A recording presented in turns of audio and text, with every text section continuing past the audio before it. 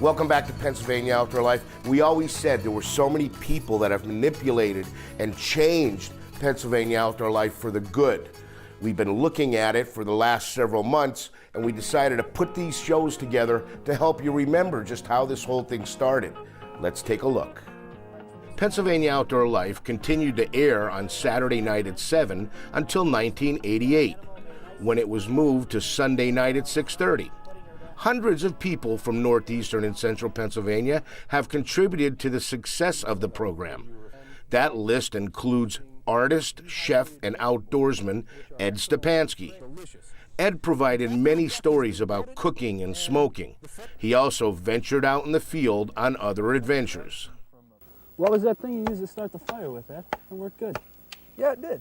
It worked out really well. I read about it in a book called Roughing It Easy, about winter camping, and all it is some rolled up newspaper and wrapped with masking tape and then soaked in wax, and it works really well. It lights quick. Heck, it burns for 20-30 minutes at a time, throws off a lot of heat, good enough to get a fire started. You were saying the other night you set one off in your driveway after you dunked it in the sink and it was still going. Yeah, it's going well. Even wet, they burn long. And blue bag around my sleeping bag. I think a lot of people have a fascination with roughing it, you know, getting back to nature. Never done this before. No. Not that hard. Challenging enough, but not enough to scare you away. Yeah, that's true. I think we're very well prepared. I think anybody could really do this, you know, if they read the right things and talked to people who've done it before. I think anybody could enjoy a weekend out like this. And, you know, it's beautiful. There's no litter, no... Yeah, it's just like that thing on the map we used to get up here. It said, take only pictures and leave only footprints. And here's a blast from the past, Manny Gordon. Manny was the district forester for Northeast Pennsylvania until his retirement in 1979. He then took on the role of spokesperson for everything outdoors, and he made many appearances on the show.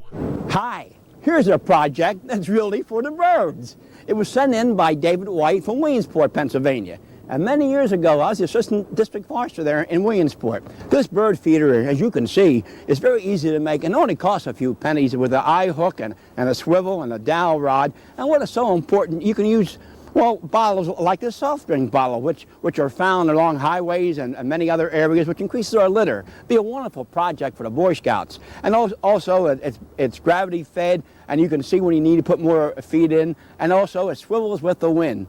And as cold weather approaches and we get these cold and snowy nights, this will be a wonderful place for the birds to really come and enjoy.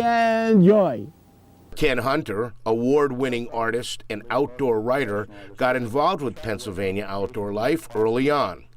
He took Stansoa underwater for the sake of art. And I can now match the colors exactly as I see them. I don't depend on photography. That would give me a misconception of the true colors. This allows me to get the actual, real color. I want to show other people who don't have the opportunity to go under the water to see what it really does look like, the dull colors that you find at various depths. Fish artists will paint fish and they'll show the fins flared way out. Taxidermists will mount them that way. Most fish I've ever seen were like that. Now that's not really accurate in many situations, and I have found through diving, through being there, being on location, that the movement of the fins is very critical. The dorsal fin, the spiny ray portion, that's along the back, it's a very stiff, spiny portion, actually lays down when the fish lunges forward to attack a lure, and it's no longer visible. But most artists want to paint it flared up, even while it's attacking a lure. I have found that it's not accurate to do it that way, but I've found that only through the dives that I have taken. I think one of the most important things I could say to the beginning artist or someone who we'll call a Saturday or Sunday afternoon painter would be the importance of being on location. Now, on location doesn't have to be 30 feet down the bottom of a lake.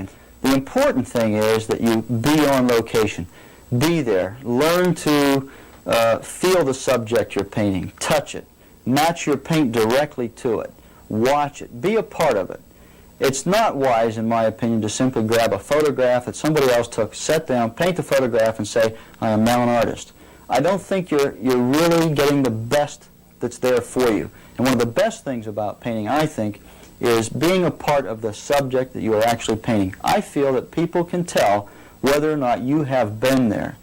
Mix the paint, match it, enjoy the warm sunshine while you're painting it, then come back to the studio and make the painting from that. Ken Hunter would later become a co-host of the show. Tim Carlson even played a role on the show before his retirement from WNEP in 2007.